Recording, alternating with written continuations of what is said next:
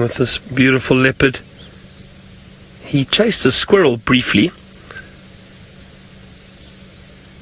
I was just looking around. Again, young leopard behavior, always curious, always interested, looking to potentially catch anything that they can snack on. He is looking a little bit hungry, I must be honest. Oh, look at that wonderful yawn. Looking up into the tree. Why don't you climb that tree for us? He's watching that squirrel. Come on, let's see. Go up there. Have a look around. Not interested? No, not interested. Squirrel's a bit too clever for... And you can actually hear the squirrel. Listen, everyone. He's sitting at the top there. And the squirrel is alarm calling. Not happy about the leopard below.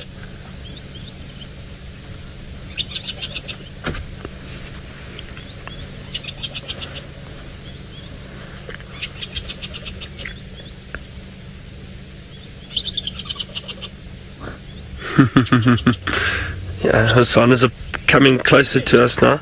Have a look, here he comes. I'm trying to duck out the way of the camera. Oh, he's right in front of us.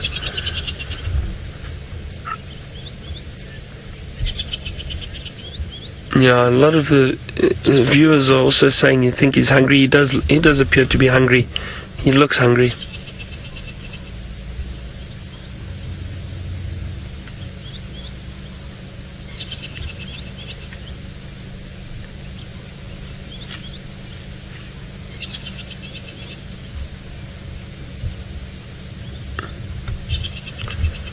It might be a bit difficult to follow him through there. It's a bit thick, a lot of trees, but we'll try to stick with him for as long as we can. We've had such a great view of him already and a wonderful sighting.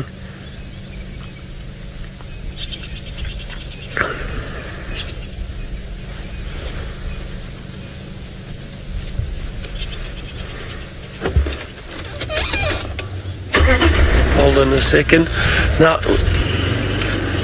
Oh, hang on, let's quickly go across to James, who's found another spotted cat. Here we have a cheetah, everybody. Yes, indeed, another spotted cat, as Byron said. And they're stalking some topi, if you can believe it. I think that the topi are too fast, but maybe there's a youngster there that they're thinking might be a good option. I don't think they ate last night. These are the same two sisters we had yesterday evening. There they are. Look at them stalking through the grass there. If we have an option to go to Facebook, I think we should do that now.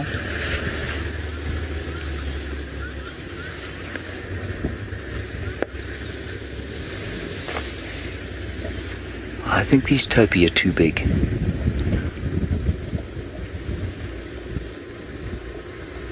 Grass beautifully poised for them.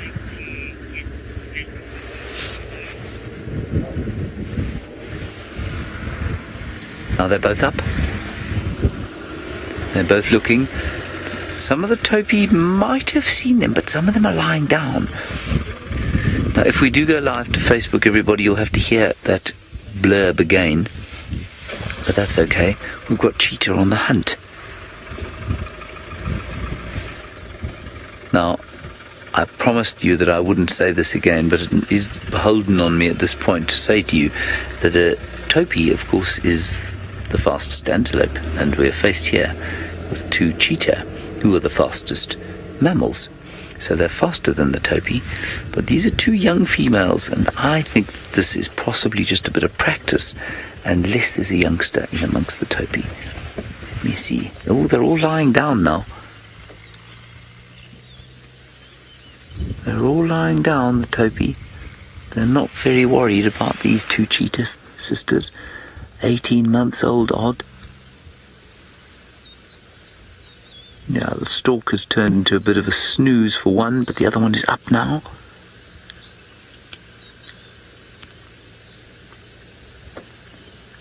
There we go. Look at her stalking through the grass. They're both up now.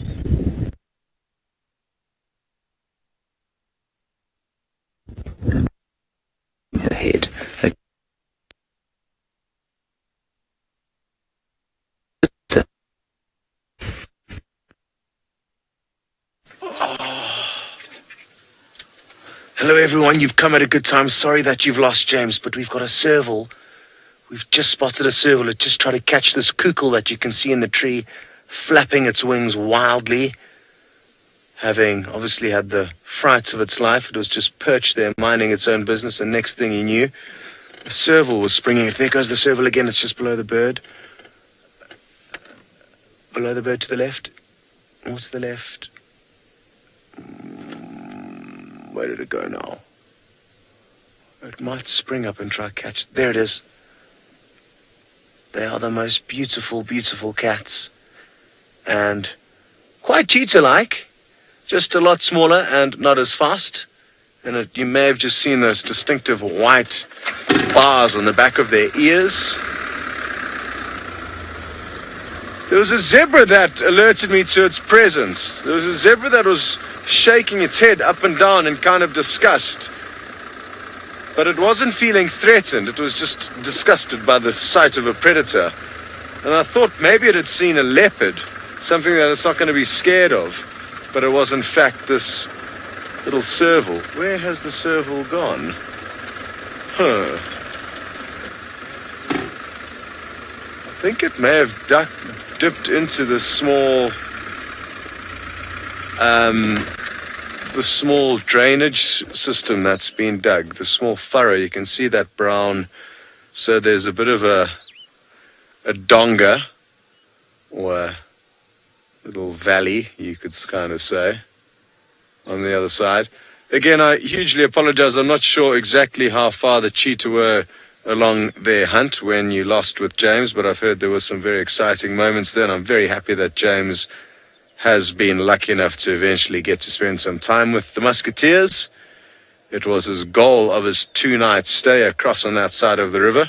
So just in time, I think it's fair to say. Did he get lucky?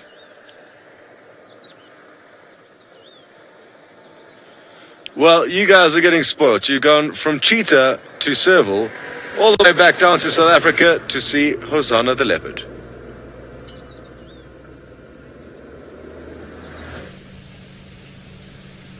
Now, we are still with young Hosana. He is moving through the long grass.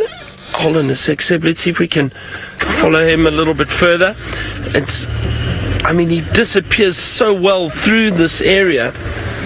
The grass and his camouflage, it's perfect for him. I can just see the white tip of the tail every now and then through the grass. Wow, this is going to get tricky.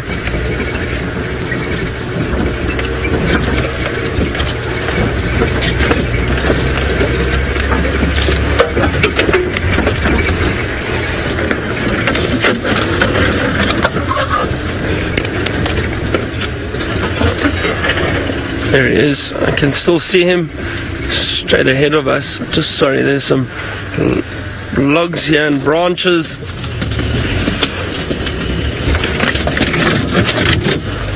Now, a lot of you noticed his sunken sides. The side of the kind of best way to describe it, the back part of his stomach, and we'll try to show you. But it's sunken in a little bit. That is a sign that the cats, and especially leopards, are hungry. So you can see it quite clearly on this young male at the moment. But hopefully he manages to find something to hunt and eat. Luckily he's going into a bit more of an open area for us to follow him. He's been very kind to allow us to follow him this morning. And I say that, and I don't mean that as a joke. I do believe that these animals allow us to follow them. If he didn't want us to follow him, he could very easily disappear and we wouldn't be able to see him. So it's a privilege. It's always a privilege to see these cats, not just the leopards, but any animal, I think. But there's that sunken back part of just below the hip, behind the stomach. You can see it. It is a sign that he is hungry. He's potentially looking for some food. So hopefully he finds something soon. But you know what? This leopard has survived this long. He's done very well. And I'm sure he will have some luck at some point. If not this morning, maybe later today or tonight.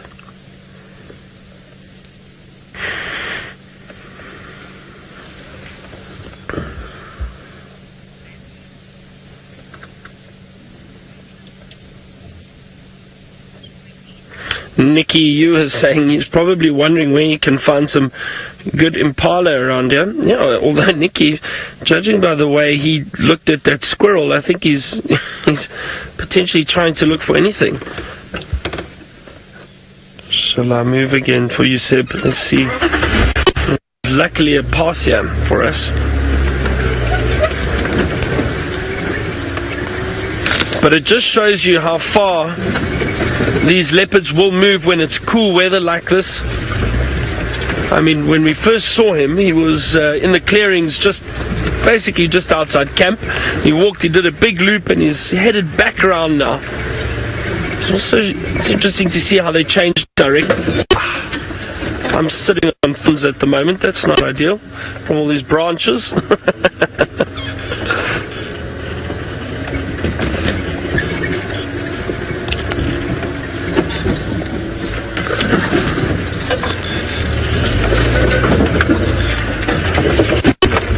Hold on, we're going to get another view of him short. You know what I would like to see is this young male leopard jump up into a tree for us and maybe just lay down and pose for a short little time. And maybe we can enjoy a cup of coffee while watching him.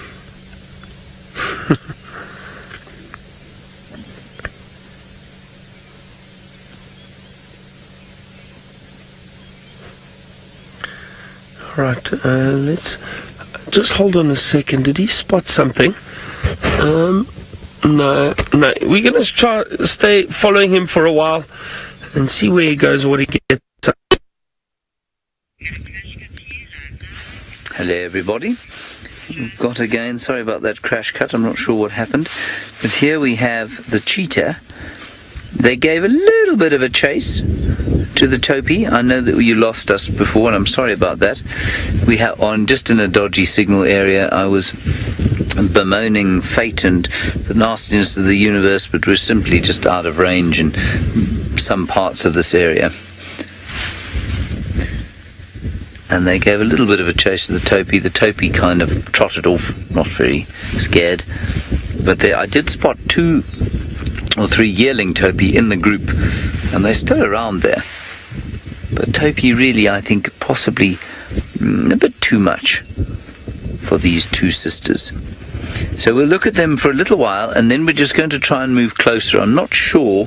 I think if I can keep in fact, let's move. If we've got sight of Serena there, I think we should be okay. Becca, are we on the Serena repeater? Receiver. Okay, so I can see Serena now. That's the headquarters of the Mara Triangle, and we've got a receiver point there. But as we go down this hill, I think we're going to struggle. Just keep an eye out, Rebecca. Just head across this way a little bit. We should be okay. Let's just keep going. Yeah, we're going to lose them now. I'm going to stop here and see if we can get another view. We're probably about 150 meters from them at this stage. It's about 500 feet. There we are. Okay, Becca, when you say my signal's improved, sorry, we're just having a brief technical chat here. Do you mean on Serena or which receiver? Because if it's Serena, I might lose it if I go. Oh, no, Agama, fantastic. Okay, let's just carry on going then. In fact, we don't need to. The cheetah's on the move. Second one to the left there, Dave. Moving down the hill. There she goes. And hopefully coming this way. Yes, she is indeed. It's good news. They're both coming this way. Sister coming up to attack her sister. I think it's quite interesting if you watch 2 cheetahs like this versus, say, 2 lions, and I'm not sure if we had signal or not at the time we were watching the lions this morning, Oh yeah, sorry, excuse me. But the lions, when they greet, when they come up, they chase each other like that. There's always some head rubbing and a little bit of affection. I find with the cheetah that happens far, far less. That need to reaffirm the bonds that is there in the social cats, or the only social cat, is simply not there in things like cheetah. Yes, they do it from time to time, but not in the same way that lions do. What a perfect picture that is.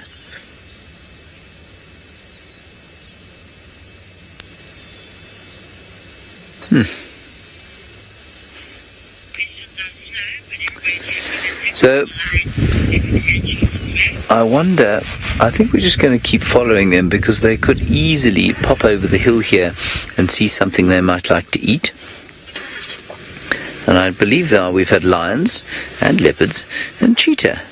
It's pretty good going, and I think you've had 2 prides of lions, isn't that right? 3 prides with Scott and I. And then of course you've had Hosana with a baron. That's great stuff. Now what I just want to do is turn slightly and let's see if they don't have some prey in mind. They're certainly not on the stalk at the moment.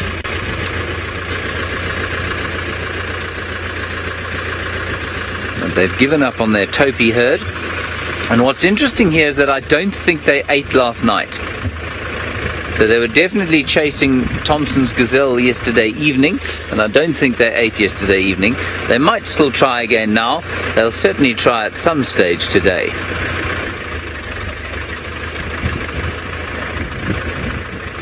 This is just very special. Now, we're going to keep on following them, get around these other vehicles. While we do that, I believe Scott has a Scavenger that is not very good looking.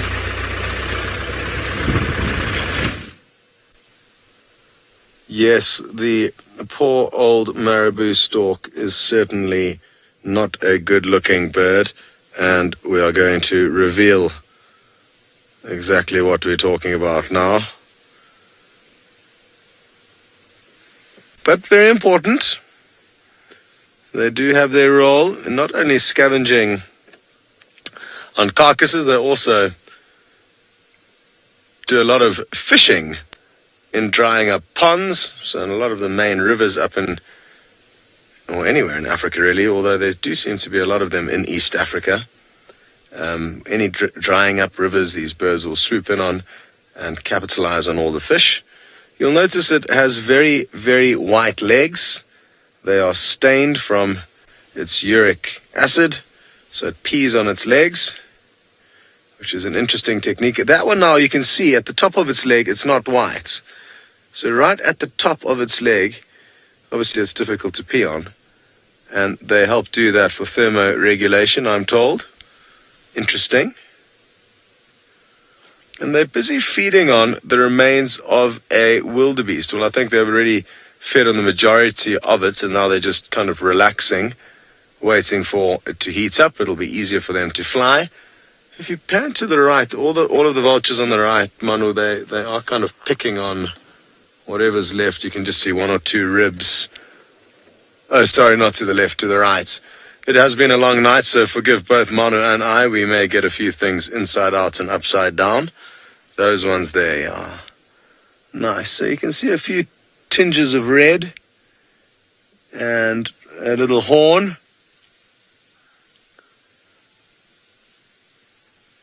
Okay, we're going to rush you off. We're not going to go anywhere. We've got a far more beautiful animal specially posing for you down in Djuma.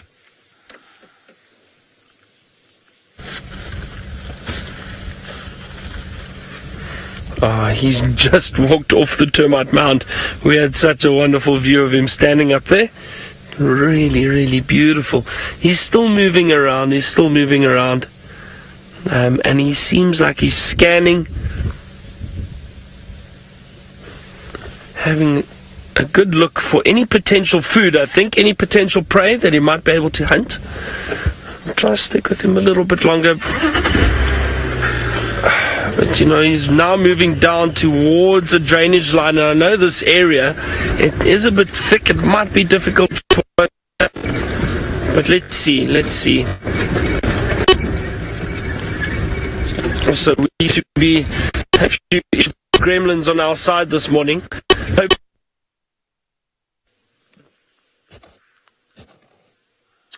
Okay, it sounds like you guys came crashing in away from Byron's beautiful leopard, but I am happy to hear that you did get a good view of Hosana posing, I'm told, very regally.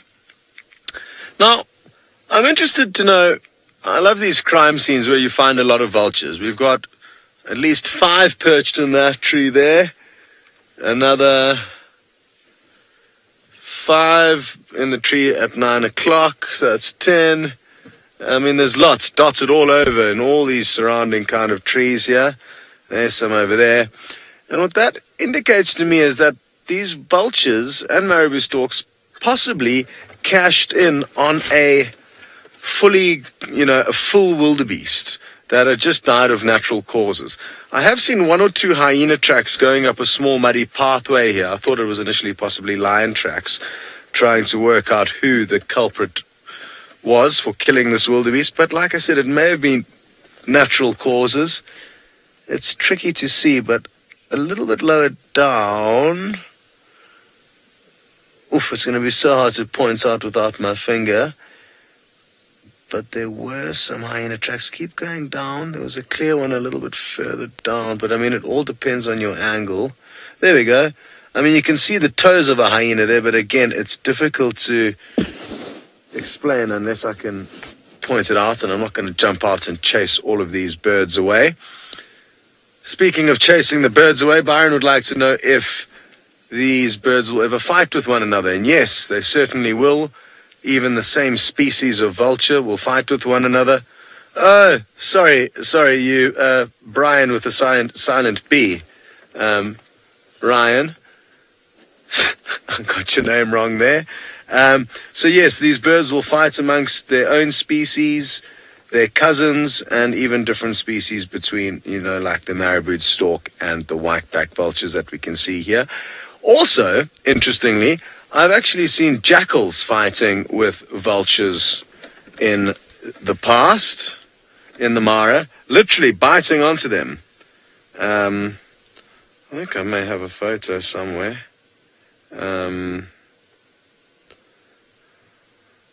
But no joy. But yes, so even jackals will fight with these birds. There's a lot of squabbling over carcasses. It can actually be great entertainment.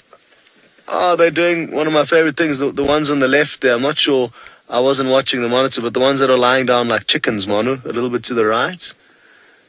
There we go. They're lying down. If you just zoom straight in, you'll see it's like they're incubating eggs. A little bit left. And I guess they do that just to relax. Once they've gorged themselves, they, like most predators, can really cash in when the going is good and feed themselves into a bit of a stupor, which is what I'm going to be doing in how much longer? In about 40 minutes. I will be having the task of a food-induced coma, as I need to sleep during the day in order to be ready to take you guys out on nighttime adventures, as does Manu. We've been loving them. We're actually not sure exactly what the plan is for tonight because James is all the way on the other side of the river. Speaking of which, why don't you go and see exactly what's going on with those 2 cheetah sisters. 2 sisters are just wandering gently across this kind of rocky prominence here. I don't know if there's anything for them to hunt close by, but they're certainly looking for something. This gives you a good option to look at their bellies and see that they are not very full. Thompson's gazelles is what these chaps want.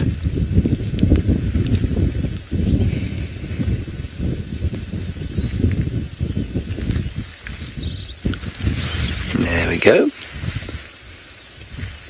Everybody else is on safari as well, of course, after the long night of rain. There's a very fresh feeling around the place. They are magnificent cats, these. And I am always quite interested when you compare them with leopards at how the males and females are quite difficult to tell apart because they're not obviously different sides unless you see them together. Which brings us neatly to David's question, which is, what would happen if the cheetah brothers met up with these sisters?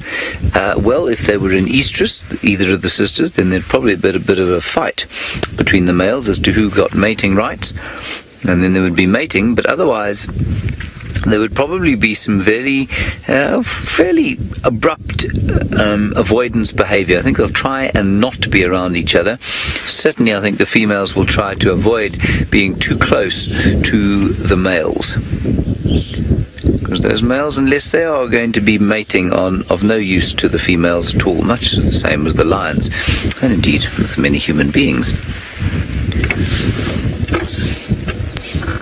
Just to represent a competition that is not required. Lovely pictures here. Right, we're going to go over to the top here. We should have perfect signal in this area. Absolutely fine. And just to see, have you got a wildebeest? Oh, wildebeest coming this way. Coming straight towards the cheetah. A whole line of them. Look at this. As the front runner has spotted the cheetah do not think that this is very serious, of course.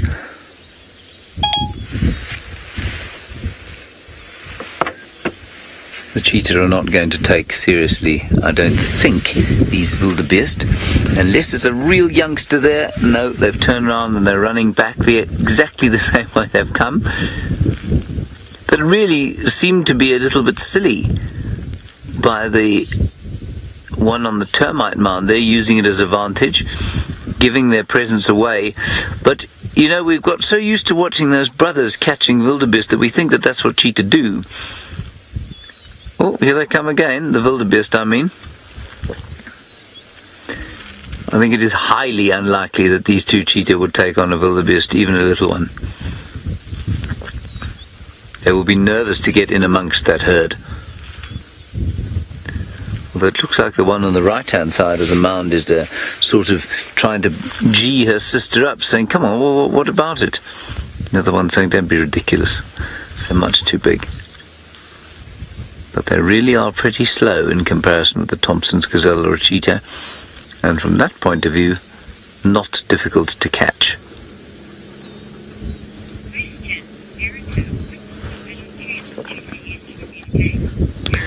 Now, Erica, you're wondering what sort of visual cues cheetah will use to communicate. Well, they'll flick their tails. They've certainly got the white patches on their tails that they use.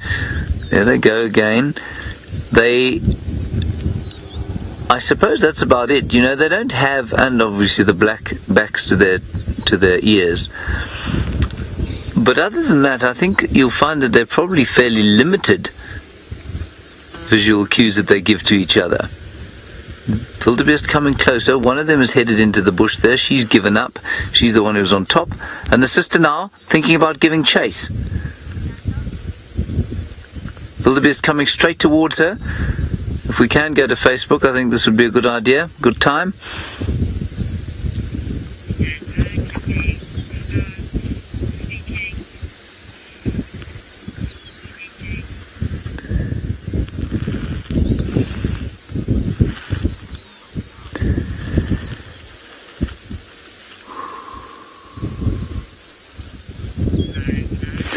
Good morning everybody on Facebook. We've got a cheetah hunt in progress here, but I don't know how serious it is. There's a female cheetah just behind the termite mound that we've got over there. I'm just going to move very slightly around to make sure that we can see them both. One cheetah has moved off to the side, seemingly disinterested in the hunt at all. There, she's up now. You can see them both now. They're young cheetah, about 18 months old, and that means that these wildebeest are probably not the right kind of prey. But just as I said that, she started to stalk them. And what she'll be looking for here is a youngster. Yeah, she's up. she could easily just give chase. That cat instinct to chase will kick in if they start to run especially. There she goes. See, she's trying to single out a weak one or a young one. The big bull's not paying much attention at all. And because she's a young cat, she doesn't necessarily know her own strength. And if she is convinced that she can take one down, it is highly likely that she'd be able to.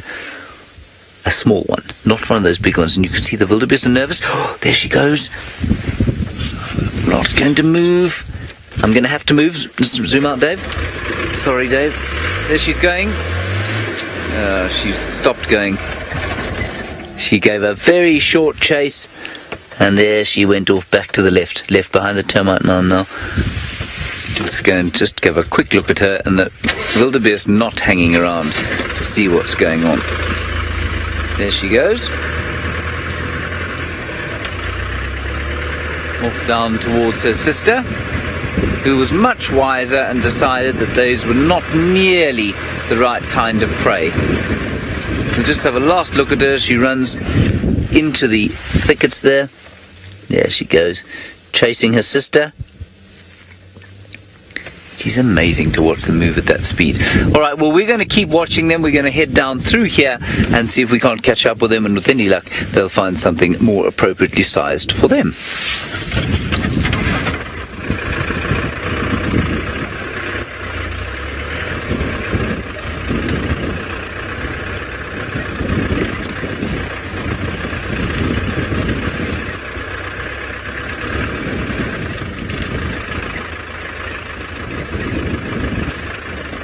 Alright everyone, that was the Facebook Live part for the hunt.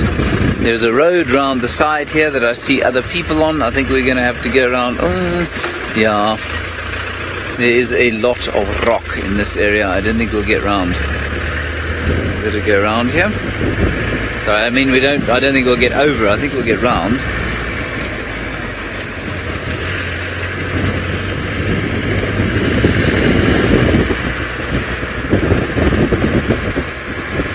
There we go.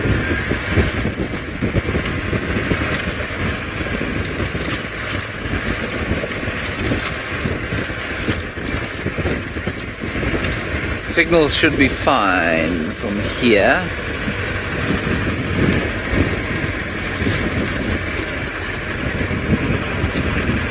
Alrighty, I'm going to see if we can find the cheetah again around this side. Let's head back to South Africa with the small, baby, little, but soon to be big chief.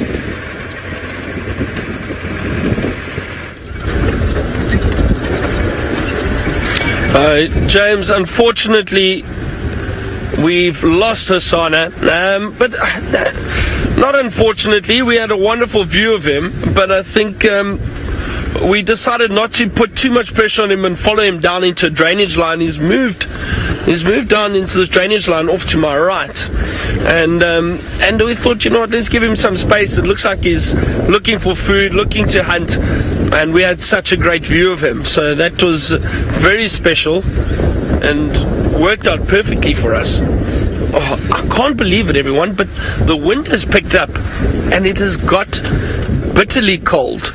So our spring day has not turned into much of a spring day at all. I've got a cup of coffee here just to stay warm. I wanted to just chat a little bit about what happened earlier, because maybe some of you missed it, or hopefully you all got to see it. But Sebastian and I were just chatting about it, and how the bush changes and how things are happening in the bush constantly. Doesn't matter if we see it or not, there's always something going on. Now, we drove around this morning, we were having a look, and we didn't see much to start off with. We had lion tracks. We know the lions went and drank at Vuyatela Dam in the early hours of this morning, but we couldn't find them, and we heard that they moved out of our area into Buffelshoek, north of Djuma, so we couldn't go and see them. But we drove around. We then thought we'd go and check the hyena den.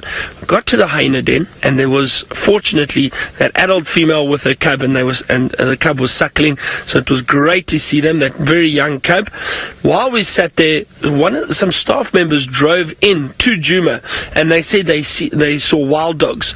So we thought we weren't far from that access road let's quickly head around and see if we can find those wild dogs. And we raced through, and we then heard monkeys and impala alarm calling on the clearings in front of camp. As we drove around, we were looking for the wild dogs, and we spotted that leopard. And luckily for us, just timing, everything worked out perfectly. So we were looking for one predator, managed to find another one. The wild dogs had then turned and they ran north, also out of Djuma. But we got to follow that young male leopard, Hosana, for quite a while. And he did a big loop around looking. You could see he was interested in trying to find some food. He chased 1 or 2 squirrels. But it just shows you how listening to the bush and taking your time and sitting in one area can sometimes alert you to other animals, and like the alarm calls of those monkeys, because they saw that leopard walking through the clearing. Also, if we didn't try and go find those wild dogs, we probably wouldn't have seen the leopard. We were probably a bit too far to hear those monkey alarm calls where we were at the hyena den. But it's amazing to see how things fit together and are pieced together. And I love it. I love stories like that. And it was great that we were live, that you could see it, how we try and piece things together out here. And just because we're not seeing animals doesn't mean there aren't animals out there and around. We just might not be in the right place at the right time. Anyway, let's go back across to Scott, all the way in the Mara, find out how his morning is going. Hopefully it's a bit warmer than it is here at the moment. It is going very well this morning, but I think we've probably got fairly similar temperatures, or maybe it is a bit warmer. It's a cool day. The sun has been enveloped by clouds. And isn't this an absolutely beautiful specimen? It is a lady battalier. You can tell that it is a lady because the trailing edge of those wing feathers are pale in color. So when she's in flight, it would be completely white.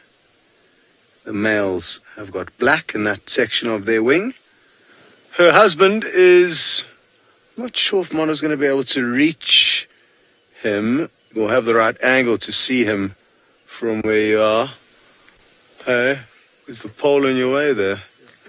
Let's go. I just don't want to chase her off because she's looking so good. Anyway, her husband's not too far away. We don't need to show him to you.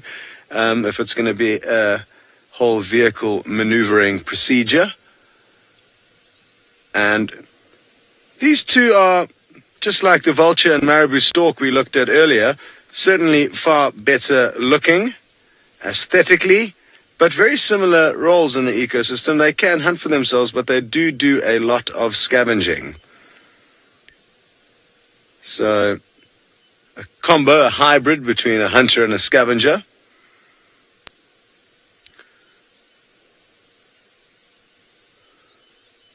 Very, very good. Now, something that I find very interesting about these birds is that, and I guess it's going to be applicable to a lot of eagles and similar type birds, is that they take a long time to reach sexual maturity and get their adult plumage. These guys take between 6 and 8 years to go from what is a dull brown color to the pretty colors you are seeing now.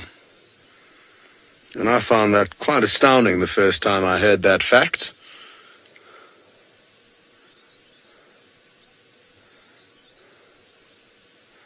Hello to Nico. You would like to know if there are any birds that migrate from South Africa all the way up to Mara in the South African winter.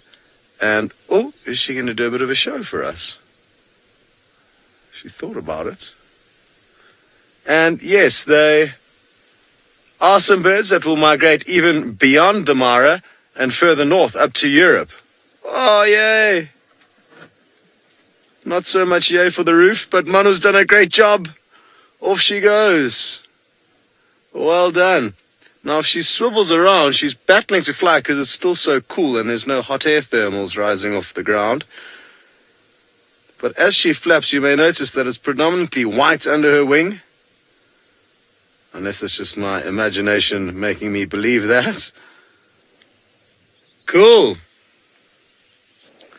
I wonder if her husband's going to follow. Let's get in position in case he does. Because you'll be able to get some epic shots of him.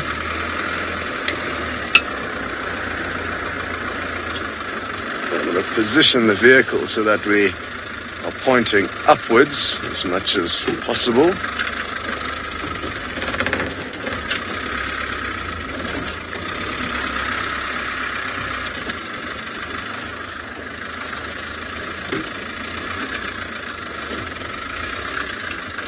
Okay, so he's perched up in a tree over there. Mine was just having to level the camera. And let's wait and see, because if he does decide to follow her, it's going to take him on an epic trajectory, kind of straight towards us. Come on, follow your lady. Or do you back yourself? How do you know there's not another impressive battalier that she's flying off to visit?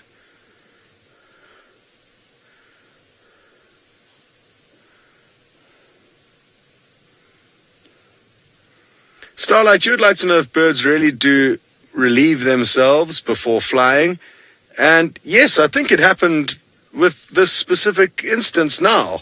I think this lady had a poopy pee. It's a combination for birds. They do both jobs at the same time. And I'm fairly confident I saw her lifting up her tail and having a pee. So, yes, I think that is actually the case, but not every time. It's not mandatory that they have to take a poopy pee before they take off. But I'm glad you checked.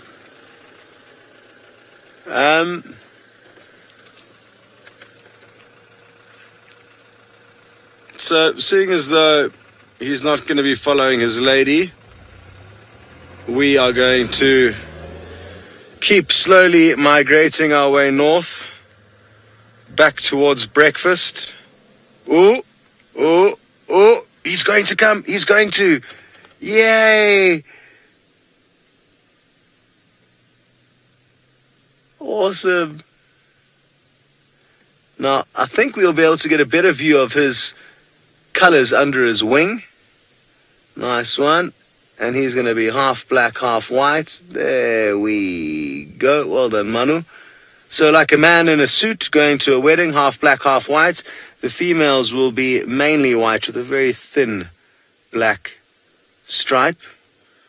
So you could imagine a lady in a white wedding dress.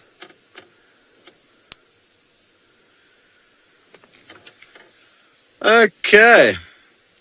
Well, I'm glad to see the battalier is in the air. He is heading in the opposite direction to his wife, and you are also heading in the opposite direction to his wife. You are going to be heading south to Byron in Djuma.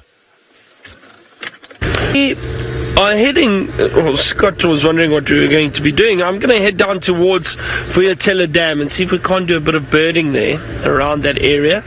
As I said, the temperature has dropped substantially in the last 20 minutes. I can't believe it. But it is much, much colder than it was this morning. Oh, look here, a herd of wildebeest and impala ahead of us. It's nice. There's a fork-tailed drongo or two that just flew in front of them. As these animals walk, they often disturb insects, and a lot of those birds, like the fork-tailed drongos, the lilac-breasted rollers, they'll all try and swoop down and catch insects that are disturbed in the grass.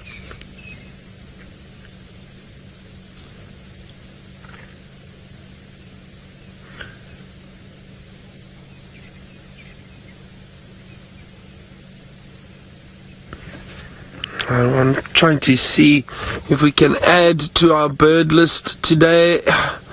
We've been fortunate that we had hyena and leopard, so all our attention has been on those predators.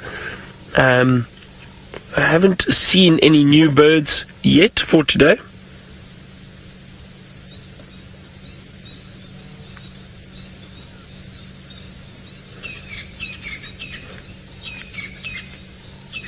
Let's see what we can find. There's a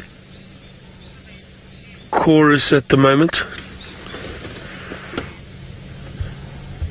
Jen, you say the Great Migration, the Djuma edition. Seb, Let's go have a look. That was a Cokie Francolin. Now, I need that for our list. And it was calling behind us. I'm going to see if I can find it quickly. Hold on. And Sebastian, you asked if birds of prey drink water. Definitely they do. They do indeed. Yeah, often you'll see, well, actually not often, but we, hold on, where is this bird?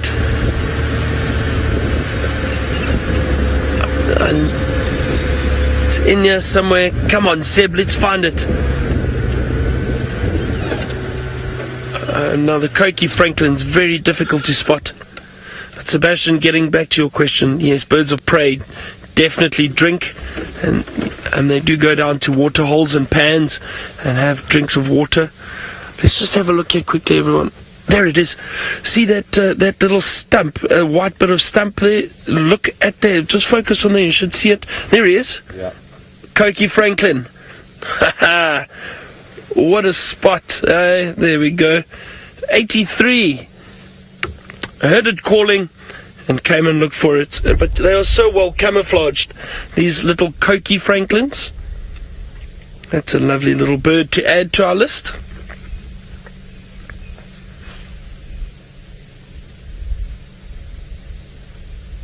Let's see if it calls again for us. Maybe it's camera shy.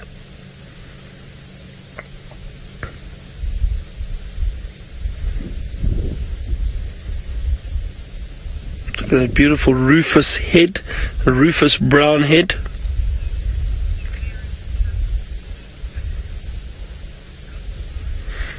Scott, all the way in the Mari, says he's very happy with our bird list and our challenge. Thanks, Scott. It's fun. It just adds so much to a game drive or a safari. If you do little challenges or little games like this, try and see how many birds you can identify. And off it goes, moving through there. But you see how well that bird can disappear. So that was lucky that we got to spot it.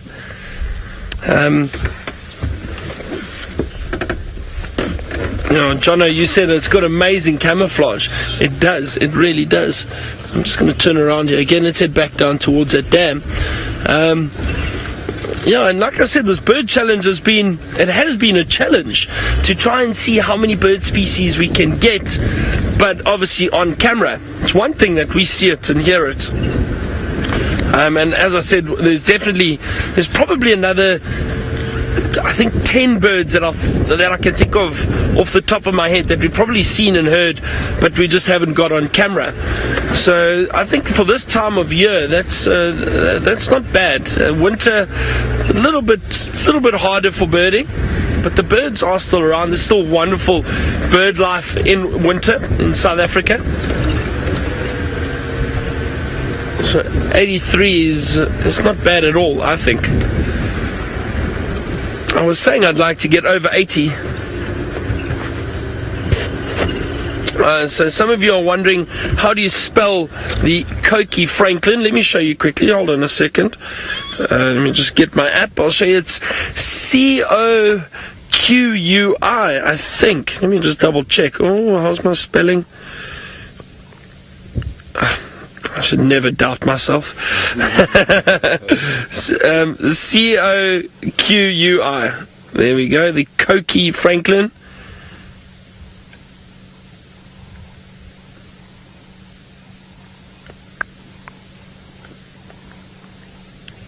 There we go. And let's play the call so you can hear what I was listening to. Hold on a second. So, sorry, let me just lift this up. That's what I heard calling.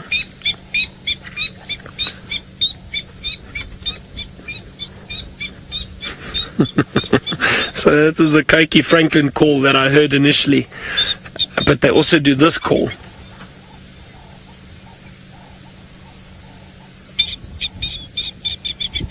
Actually just did it now in the distance. So they do both calls.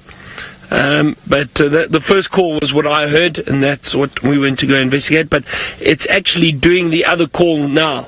In the distance, I can just hear it. There's a grey-headed bush shrike calling behind me. We've seen that. That's on our list. Yeah, there's a lot of Cokie Francolins.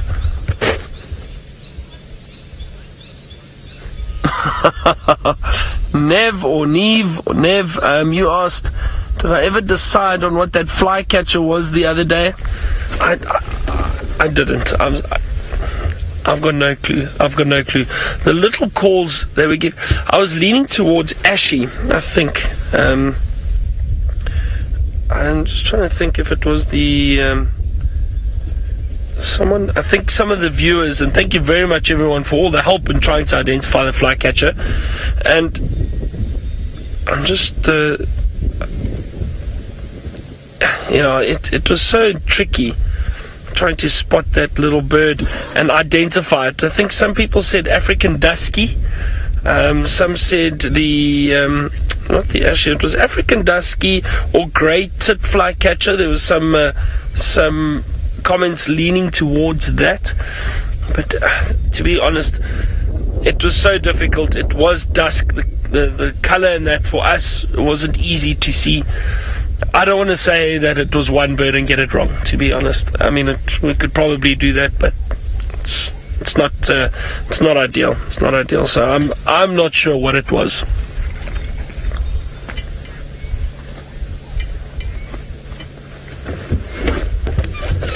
So we've enjoyed this birding a lot. I was hoping that I could possibly find my favorite bird, which is a martial eagle. But no luck with the martial eagle. Well, not yet anyway. Still got a few days. To add to our list. 83. Imagine we get to 100. Oh, the sun is coming out.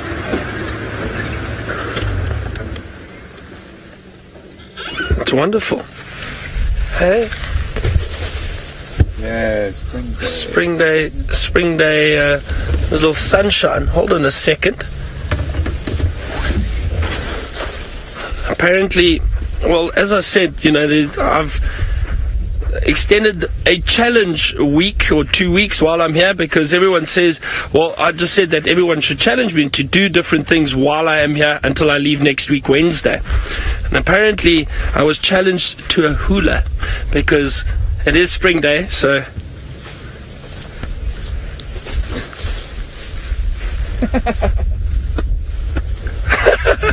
how's my hula? Very nice. I'm sure thousands of people are laughing right now.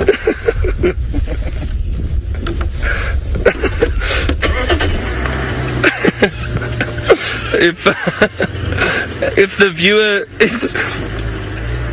if the amount of viewers have just declined on Safari Live, I do apologize. I'm probably going to get a phone call from management later saying you've lost the plot completely. You're not allowed to do that. This is a safari show.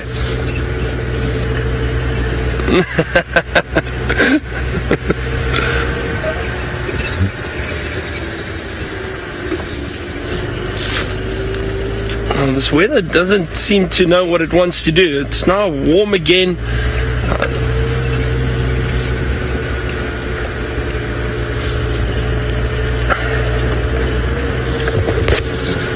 Are we approaching the dam? Let's have a look and see what is around here. I see some hippo tracks, so it looks like a hippo moved through this area during the course of the night.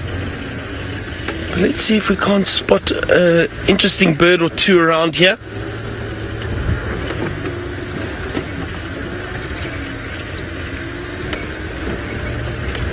What a great morning though. It really was an exciting morning. It's amazing how things... Oh, look at this little squirrel just on the ground. There it is. Can you see him there? Did he just disappear? Oh. Oh, he just disappeared.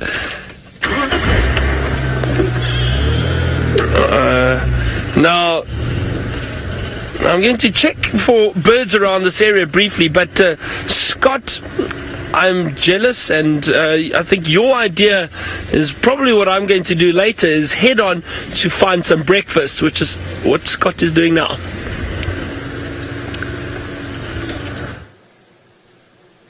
Yes, I have been slightly delayed on my breakfast voyage due to the fact that there's a secretary bird looking for its breakfast, and I couldn't resist stopping to see what it is looking for. Now, I've spent some time watching them hunting since I've been in the Mara. They're certainly the most plentiful I've ever seen them in this wilderness.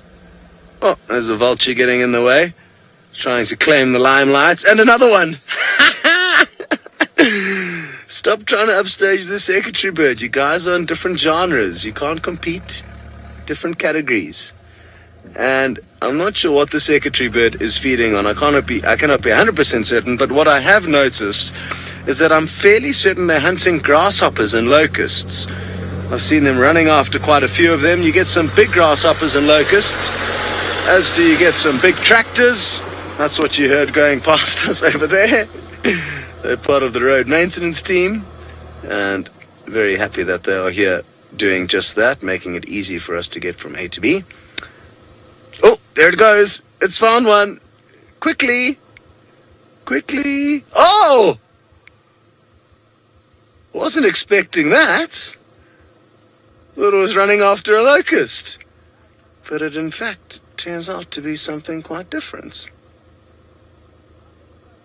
And I don't know what to say.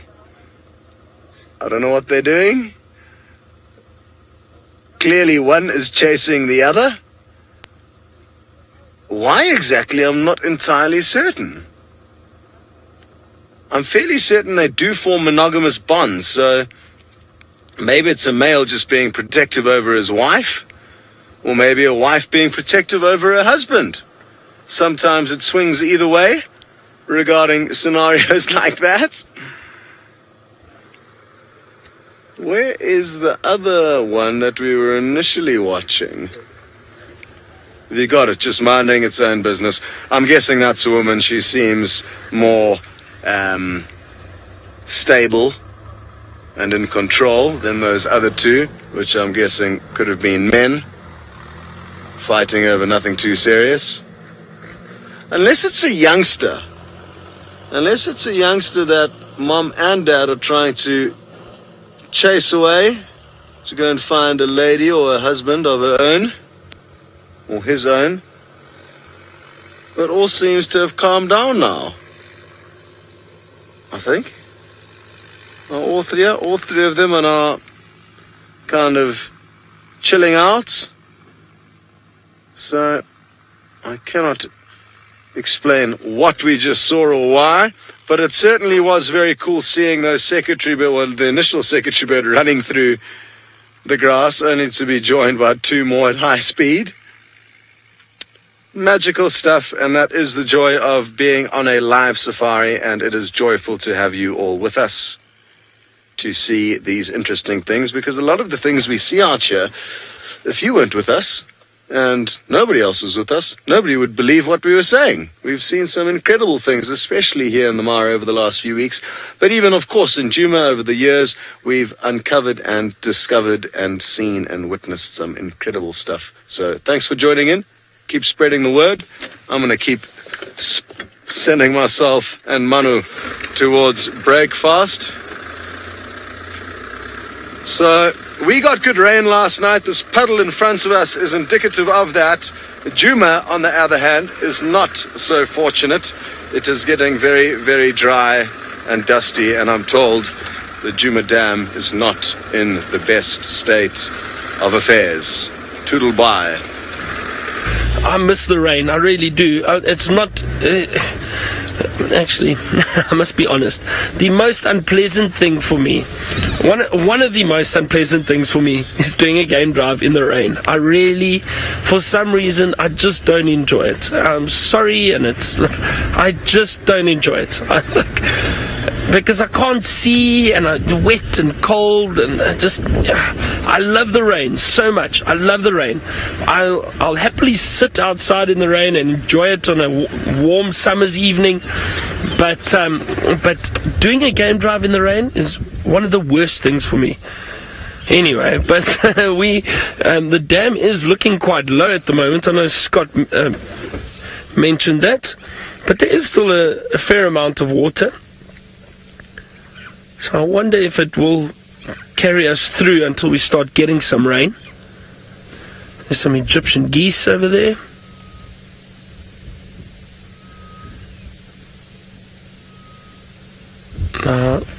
In a nice little spot here. There are lots of trees, lots of flowers around in these knob thorns. So I'm trying to see if I can get a glimpse of little birds jumping around. Something we haven't seen yet. Possibly add to the list.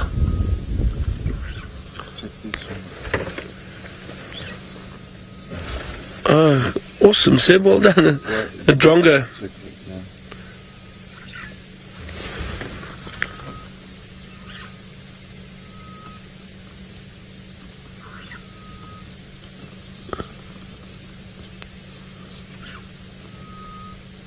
There is still a grey-headed bush shrike calling.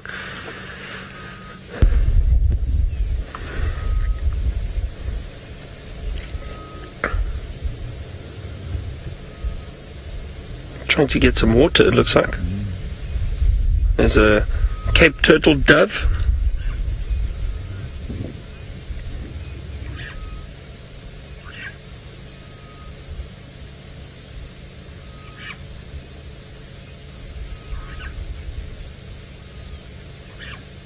Wow, oh, wonderful. Well done, Seb. Gee, that's great. Look at that. Washing itself a little bit there and getting a bit of water.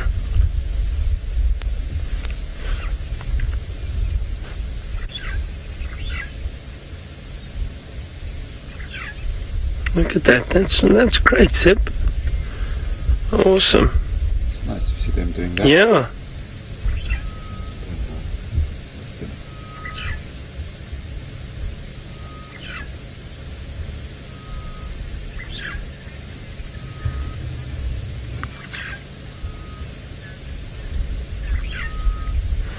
And Sally, all the way in Oregon, you asked if they're going to pump water into the water hole this year here at Vuyatela. I'm not sure, Sally. I don't know. I think it will depend on this amount of water. If it disappears, then possibly. Look. That's a little yellow-fronted canary, and those two petronias that are also there. You got those? Yeah, we've got the petronias and the canary. Just have a look at those ones next to that canary again, Seb, if we can. Yeah, hold on a second. Sometimes, again, the light isn't ideal here. What is it?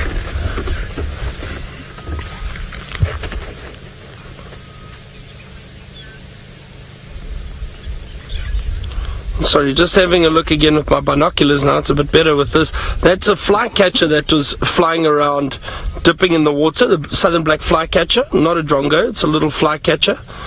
And I'm just going to see if I can ID these other little birds quickly. But let's head across to James and find out if he's going to be heading back for some breakfast too. I am definitely heading back for some breakfast, everybody. Sorry about that. And some coffee. And we've got some beautiful wildebeest here. And look how green this area is. Isn't it amazing? A few weeks ago, it was a dust bowl. Now, Stanley, you say, have humans influenced this area at all? Stanley, well, it depends how much time you've got. The answer is absolutely yes, they have. They've been an integral part of the African landscape in this area for probably nigh on 5 million years. That's from when our ancestors diverged from those of the chimpanzees and gorillas. Our own human species, as we are now, has probably been in this area for between 1 and 200,000 years, we're not sure, and before that our much more recent ancestors. So yes, we have had a huge effect on this landscape. Most recently, of course, the Maasai have been the residents of this area, and certainly up until the late 1890s, they had a huge number of cattle in this area, well, probably not as many as they have here now, but the rinderpest wiped those cattle out. I'm going to have to be very quick about this. That took the people and the cattle out of this area, brought the animals back. But yes, the landscape is integrally associated with human activities, wood chopping, burning, cattle grazing, all that sort of thing. And so to have people in and around this area, which we still do, is completely normal. Obviously, these days there are a lot more people than there used to be in, say, 1898. Okay, everybody, that is going to be it from us. David and I are going to end our 48-hour sojourn in the bush here. We're going to head back, get some quiche, and are you looking forward to quiche, Dave? Oh, yes. David is going to pass out before the end of this show. Thank you very much for joining us. A big thank you to Byron and Scott for their efforts, and Taylor last night, of course. We will see you this afternoon. I'm not sure who's going to be out on drive. I can't see straight anymore. Hopefully I will be seeing straight by this afternoon. Goodbye.